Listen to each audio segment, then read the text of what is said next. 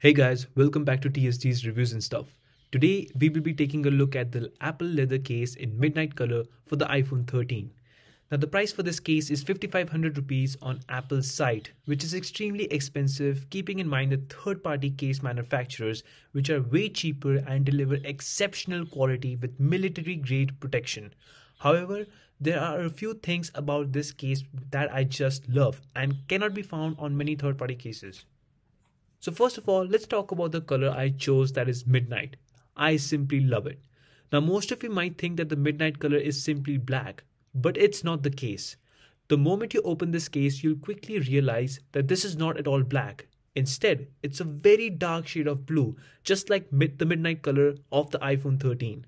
In my personal opinion, this goes extremely well with the starlight color. The contrast between the white phone and the dark blue case is just perfect. One thing to keep in mind is that since this is a genuine leather case, this will patina over time, and I know some of you don't like that. Even I want my leather case to look as good as new. The dark shade will hide the patina look of the case and it will look almost fresh in comparison to other shades offered by Apple.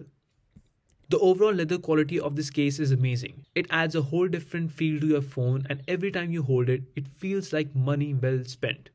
Like I mentioned before, it's genuine leather, and it adds a character to your phone in a big way, which I really appreciate. However, make sure to not get this case wet or else it will age really fast and will wear out the leather faster than you can imagine. The buttons feel tactile, but I wish they had a bit more clicking sound to them.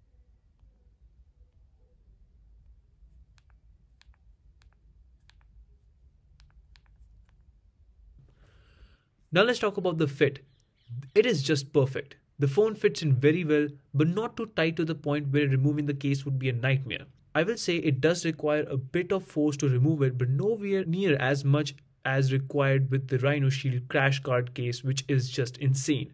You even get this nice animation which depicts the color of the case applied, which is a very neat feature. However, I am not happy with the cutouts for the lightning port and speaker grills. They just feel weird and not well aligned. The top part is fine, but the bottom part has a much bigger gap, which is extremely disappointing. Now this may not be the case with yours, as I checked 3 different Apple leather cases on the 13 Pro and they all align just fine. But still, if I compare the cutouts to the third-party case manufacturers like Rhino Shield, it's not even close. This is a pretty big letdown, and what makes this even worse is that these are authentic cases from Apple and they couldn't get it right. That is a shame. The inside of the case has a very soft and smooth textured fabric, which is a mark of a luxurious case. This fabric also prevents marks on the back of the phone, which is a relief. You can even see the ring-shaped design which contains the magnets for the MagSafe accessories, which is one of the main selling points of this case. I'll be honest, this is the main reason why I actually considered this case in the first place. I use the MagSafe battery pack almost every single day, and having MagSafe compatibility on a case is a big convenience.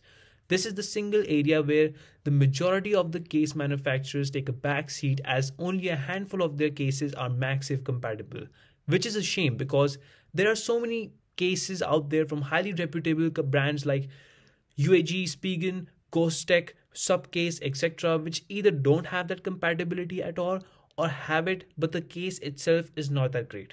This brings me to my next but important point: protection. I will be straight with you all in this area.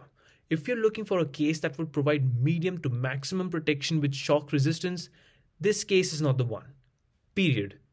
The edges all around the screen are just a tiny bit raised, which is not enough in my opinion, and the edges surrounding the camera module of the phone have a slight bump, which is nice, but again, it's not well protected.